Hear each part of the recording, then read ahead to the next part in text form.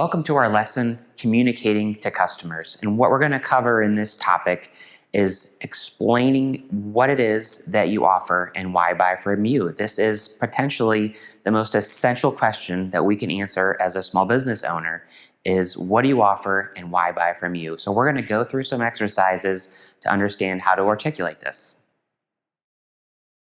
So today's goal is we're going to cover your elevator pitch. And we want to know what it is that you offer, why buy from you, and we want to be able to communicate this to our customers. So this is going to begin with articulating what we call our unique value proposition, our UVP. And there's some ways that we're going to do this. We're going to do this with our core message on our website, with key visuals that you use on our website. And then we're going to follow that up with a call to action. This is the step that we want them to take to begin this path of building trust with you and to become your customer. And we're going to talk about conversions and what that looks like to convert somebody as a lead. So our outcomes for this lesson is we want to help you to improve your marketing basics by communicating to customers what you offer and why buy from you. And this is important because many small businesses don't do an excellent job of this, and we want to help you be able to do this.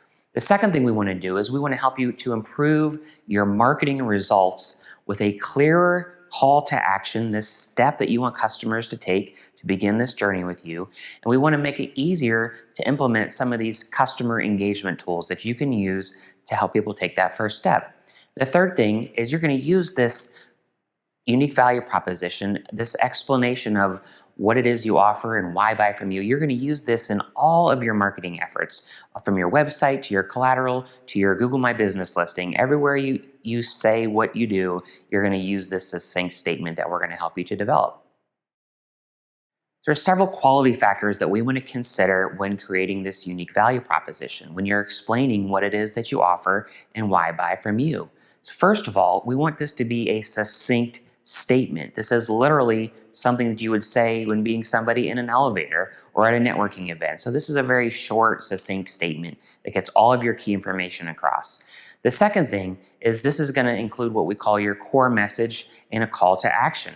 So this is a statement that you're going to use across all of your marketing materials. You're going to have this on your website, your flyers, your presentations, third-party sites, ads. Almost everything you do is going to touch this in some way as you're communicating this to customers.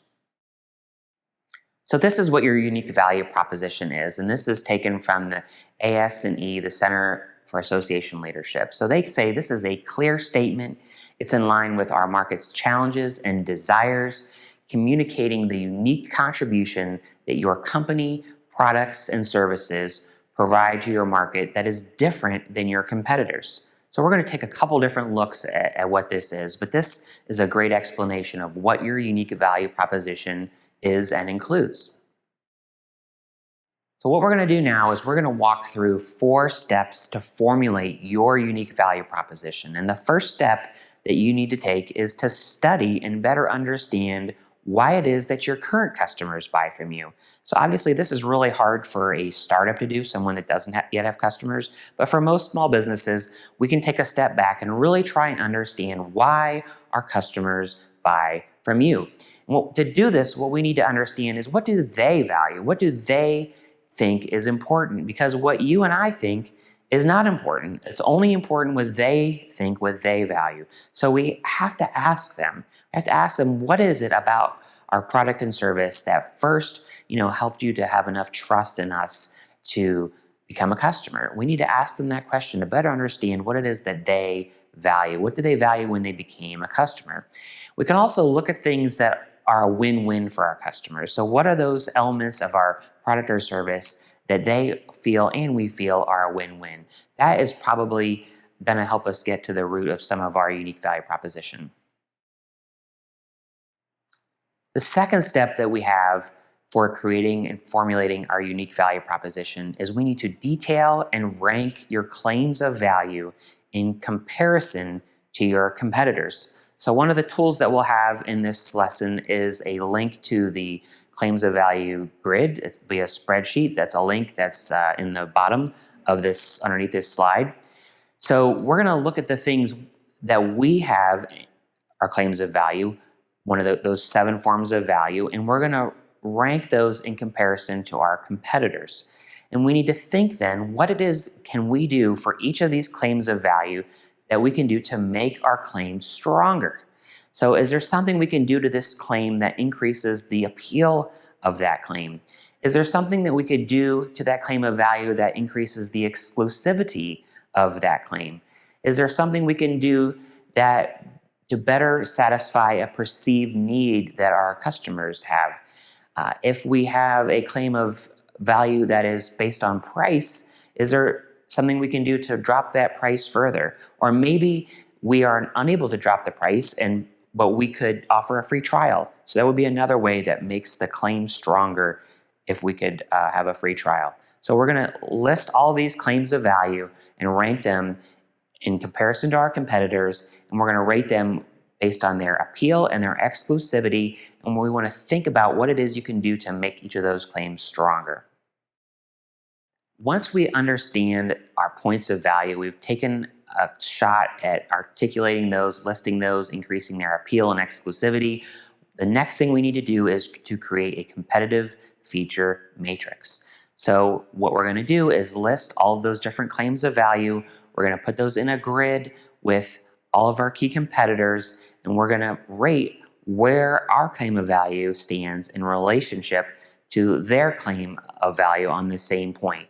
And we're going to use this to figure out which of these things are really special and unique to us. The third step in developing our unique value proposition is we're going to determine how we can word the claim more clearly, how we can word our unique value proposition more clearly. So we're going to go through lots of different iterations of this. We're going to create variation upon variation. We want to do prospect testing on this UVP claim. So what that means is we want to float this by some of our customers maybe that are friendly to us. Ask them what they think. Does it resonate with them as being true and incredible? And we'll start using this in our marketing. Field test this on your website, on your social media. Start using this to gauge feedback of how people respond to this unique value proposition. The fourth step that we can do to formulate our unique value proposition is to add more credibility to it. So we have to think, what can we do to make this claim more credible? So the first thing that you can do is you can ask some of your existing customers to provide you with testimonials, specifically testimonials that resonate with this unique value proposition statement that you give to them. So they're going to back you up and help reiterate and share this same theme as you share that in your marketing materials. There could also be reviews that share this same sentiment that are on Google, Facebook, Yelp, wherever you're getting reviews that you could highlight and call attention to that are helping to make your claim more credible. Some of our services and products are very complicated, and in order to really tell this story, we can't just do it with a simple testimonial or a review to help explain how this is more credible. We might need to go to the extent of creating a case study or even writing a small article about the customer's need and how you solve this problem for them as a customer. So we would call that a case study. The fourth thing that you can do is you can create references. So these are similar to testimonials, but if you have a list of customers, happy customers that are willing to take a phone call or answer an email for a prospective customer, the fact that you have those references in itself gives you credibility, but having those as a resource that you could call upon if need be to help a customer take that step to build further trust with them, references are a great way to do that too. And the last thing that helps to increase your claim of credibility are flagship accounts that you might have. So, for example, if you have 2 or 3 very large customers that are really household names or people in the community would have familiarity with those bigger businesses that you're doing work for, being able to mention those in your marketing material, perhaps even having their logos on your website as satisfied customers that you've taken care of, even just having other bullet points and things saying that those are your customers, or just dropping those names in presentations and pitches can also add to your credibility. Another example of how to articulate your unique value proposition is from this source from Cygnus Interactive. says when worded effectively, your customers will respond emphatically to your UVP. It will speak to their hearts and souls. It will reach them and touch them. So that would be awesome if we could communicate what it is that we offer in such a way that we would evoke such a response from our customers. So we might ask ourselves, why are we spending so much time answering this question, working on wordsmithing and articulating what it is that we offer and why buy from us? And the reason why we're doing that is because this is the very first question that everybody is going to ask themselves when you call them to ask for a meeting, when you send them an email, when they come to your website. Their first question is, why should I buy from you? After all, they already are probably buying that product or service from somebody else. Maybe they're already happy with the service that they have and they don't see a need to switch. There are certainly almost always many competitors that are selling the exact same thing as you. They might be asking themselves, why should I even take your call? Like, why would I even have a meeting with you? What does this do for me? So that's the question. That's the perspective and point of view of everybody that we are calling on to win their business. So we have to answer their core question, why should I buy from you? So that's what we're trying to accomplish when we're communicating this to customers. We're answering the question, what it is that you offer and why buy from you. So as we're thinking about what it is that we offer and why customers should buy from us, we're gonna go through a process to figure out what that is, how we articulate that. And to begin with, we need to take a look at 7 forms of value. So there's 7 forms of value that customers typically perceive as reasons why they should become a customer of yours, why they should buy from you.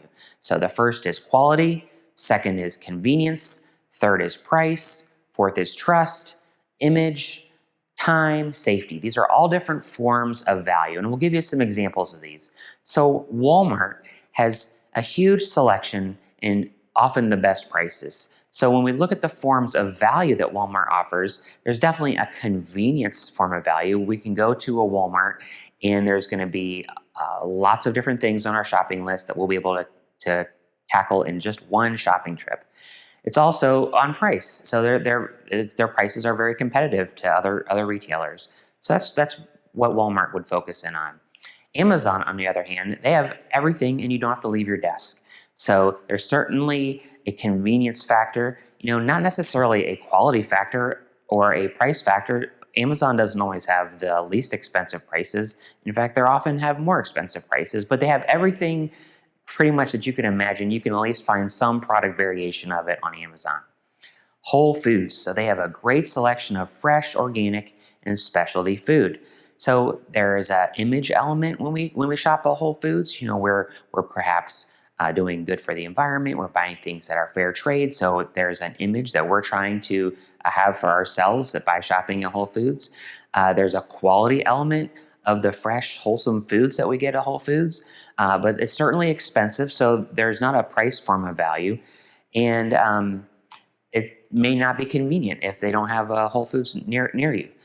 SiteGround, they're a popular web hosting company, so they have cheap, dependable hosting and support. So there could be a time element to make it more efficient and easy for a small business to host on SiteGround. Their pricing is reasonable.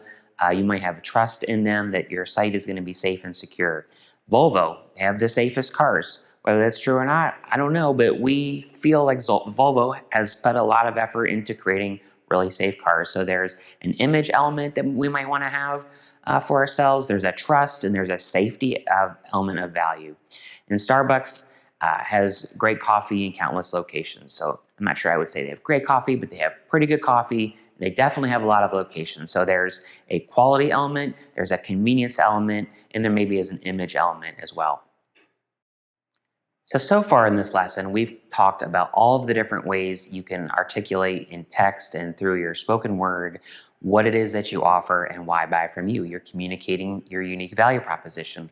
But another very important part of this are the key visuals that you use to tell this story on your website and in your marketing materials. So the old adage, a picture is worth 1,000 words, is never more true than when you're communicating your unique value proposition. For example, if I am trying to position myself as a consultant or a small family business, and I want people to build trust with me personally as the one that they're going to interact with that's going to deliver this product or service, then it makes sense that I include on my website pictures of me providing that product or service. So that is going to do a lot more to build trust and engagement with somebody than if I just used a stock photo. So, but sometimes we can't find or we can't afford, all this custom photography, or we can't find just the right image. So what I want to do is just highlight 3 different sources of key visuals that you can use to help you with your marketing materials. So the first one that I'll talk about are custom images or custom video. So this is where you obviously can just hire a photographer or a videographer to come out and capture custom imagery for you. So there's an efficient way to do this where you can try and get as much done in that photo shoot and really plan it out as possible. So one of the recommendations we have is with one of our Cultivate members, Crossing River Studios, that's located in our Grove City location. So they can do professional video and photography that you can use in your marketing materials. Another source are stock photos. So these are stock photos where you've purchased the rights to use it potentially a single time on your website, or you have purchased the rights to use this image in as many times as you want in all the marketing material that you want. So iStock and many other paid stock photo places are available for you.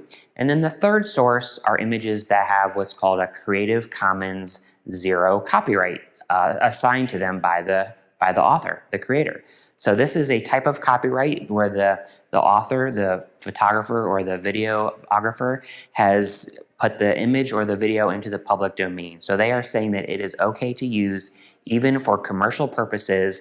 And even though it would be nice if you provided what's called attribution, basically referenced a credit to them, you are not required to offer that, provide that attribution to them, which oftentimes it's not a convenient way to do that on the homepage of your website. So we have a list of these resources, some great image websites that have all CC0 images that you can access. Just go to cultivateoh.io and go into our resources tab to find those. So we've talked about how to articulate our unique value proposition, what it is that we offer and why buy from us. But the next most important piece that we have to add on to that is we need to invite our prospective customer to follow through with a call to action. We have to communicate and explain to them what it is, this first step that we want to take with them to create an engagement. So this is where they actually become a lead that can be moved towards a sale. So usually on our website and in our ads, there'll be the call to action, and it'll be on a button or on a link. It's going to bring up some kind of a form. It could be a pop-up, it could be a custom page, it could be right there on the page. And what we're trying to do is balance the length of that form with the quality of the leads that we're getting. So what we're trying to do is the longer we make those forms, the more information we're trying to collect. It might sound good at first to do that, but it's really just going to reduce the number of people that complete that and fill it out. So what we want to do is only ask what is really essential to continue that engagement. Usually it's their name, an email, maybe their phone number, just the bare minimum that we can ask them. So we'll start very short, and then only after you're starting to get inundated with leads, or you're inundated with low quality leads, or as you're calling those leads, you realize that you just can't really respond well if you don't have one little extra bit of information. That's when we're going to start to add fields into that form. So only then.